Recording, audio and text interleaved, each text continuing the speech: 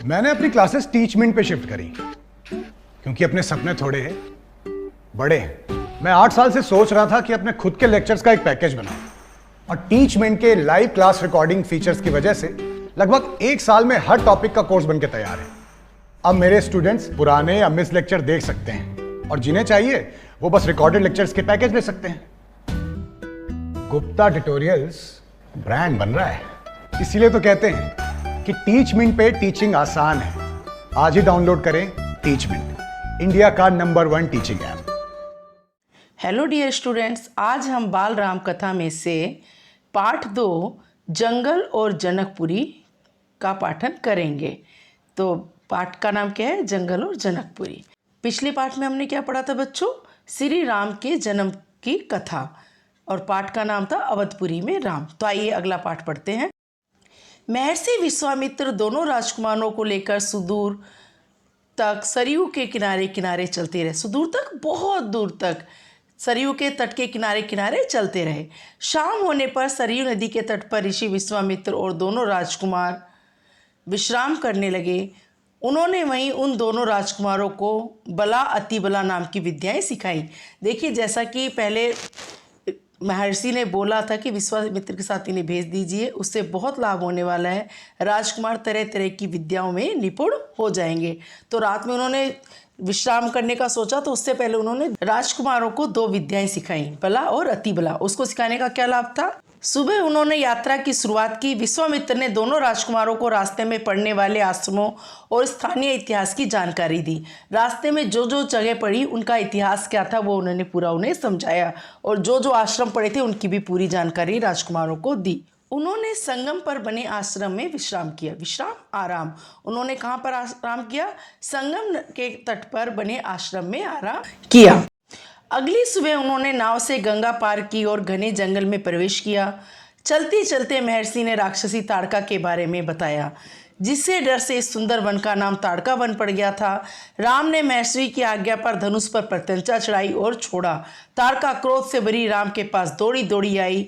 राम ने उस पर बाण चलाया और ताड़का वहीं ढेर हो गई। महर्षि ने चलते चलते घने जंगल में से जब गुजर रहे थे तो ताड़का की पूरी कहानी सुनाई। उन्होंने बताया ताड़का कौन थी और किस तरह इस वन का नाम ताड़का वन पड़ गया। क्योंकि राम ने धनुष को प्रत्यंचा पर चढ़ाया और छोड़ दिया, तो वह गुस्से में आई कि इतनी किसकी हिम्मत हो गई कि मेरे वन में आके इस तरह धनुष बाण चलाए। और राम ने वहीं उस पर बाण चलाया, वह तुरंत ढेर हो गई, मतलब मृत्यु को प्राप्त हो गई। इस तरह राक्षसी ताड़का का वध श्री रामचंद्र जी ने किया। अगले दिन महर्षि दोनों राजकुमारों के साथ सिद्धाश्रम पहुंचे। सिद्धाश्रम उनके आश्रम का नाम था। पहुंचते ही महर्षि यज्ञ की तैयारी में लग गए। आश्रम की रक्षा की जिम्मेदारी उन्होंने राम और लक्ष्मण को सौंप दी। दोनों राजकुमारों ने यज्ञ पूरा होने तक ना सोने का निर्णय लिया। दोनों ने निर्णय लिया, निश्चय किया, निर्णय डिसाइड करना, निश्चय करना कि जब तक यज्ञ पूरा नहीं होगा तब तक हम दोनों विश्राम नहीं करेंगे।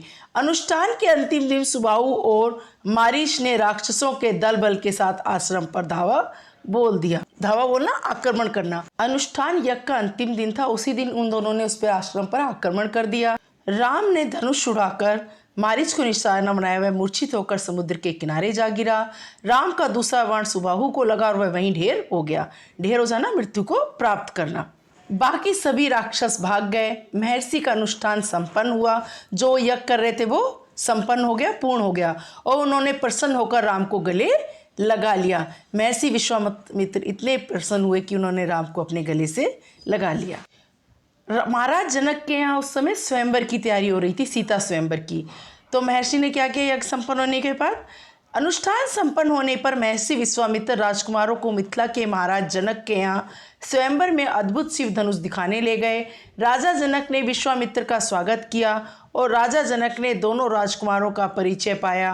राजा जनक ने विश्वामित्र को बताया, मैंने प्रतिज्ञा की है, जो भी शिव धनुष पर प्रत्यंचा चढ़ा देगा उसके साथ ही अपनी पुत्री का विवाह करूंगा। महाराज जनक ने क्या बताया? उन्होंने प्रतिज्ञा की है, जो शिव धनुष पर प्रत्यंचा चढ़ा देगा वह उसी के साथ अपनी पुत्री की विवाह करेंगे। क्यों? क्योंकि शिव धनुष को उठाना हर एक के बस की बात नहीं थी। विश्वामित्र की आज्ञा से राम ने धनुष को उठाकर उसकी प्रत्यंचा खींची और धनुष बीच में से ही टूट गया। यह देखकर राजा जनक बहुत प्रसन्न हुए। शिव धनुष बच्चों कोई मामूली धनुष नहीं है, उसको उठाने के लिए बहुत से लोगों की जरूरत पड़ती थी। इसलिए जैसे ही वो प्रत्यंचा चढ़ाने लगे, राम में इतना बल था कि वह शिव धनुष बीच में से टूट गया। यह देखकर सीता के पिता अर्थात महाराज जनक बहुत प्रसन्न हुए। सीता किनकी पुत्री थी? महाराज जनक की पुत्री थी। महर्षि विश्वामित्र की अनुमति पाकर राजा जनक ने राजा दशरथ को संदेश भेजा। राजा दशरथ बारात लेकर मिथिला पहुंचे। विवाह के पूर्व जनक ने दशरथ से अनुरोध किया कि वे अपनी छोटी बेटी उर्मिला का विवाह लक्ष्मण से तथा छोटे भाई कुशध्वज की दोनों पुत्रियां मांडवी और श्रुतकीर्ति का विवाह भरत और शत्रुघ्न के साथ करना चाहते हैं, जिसे राजा दशरथ ने स्वीकार कर लिया। बाराती बहुओं को लेकर अयोध्या लौट आए। अब तीनों रानियों ने अपने पुत्रों और वधुओं की आरती उतारी। पूरी अयोध्या नगरी दुल्हन की तरह सजाई गई। सब बहुत प्रसन्न थे, क्योंकि एक श्री रामचंद्र जी का विवाह नहीं हुआ था, बल्कि उनके चारों पुत्रों का विवाह हो गया था। शब्दार्थ, इस पाठ के कठिन शब्दार्थ करते हैं। तट, किनारा, कहाँ गए थे वो? नदी के किनारे किनारे। ओझल, गायब हो जाना, जैसे सांझ होती ही सूर्य आंखों से ओझल हो जाता है। दुर्गम, कठिन, कौन से जंगल में से जा रहे थे? वो एक दुर्गम वन में से जा रहे थे। अस्वस्थ, विश्वास होना, महर्षि पूरी तरह से अस्वस्थ थे कि राम और लक्ष्मण के होते हुए उनके यज्ञ में कोई भी विघ्न या बाधा नहीं पड़ेगी।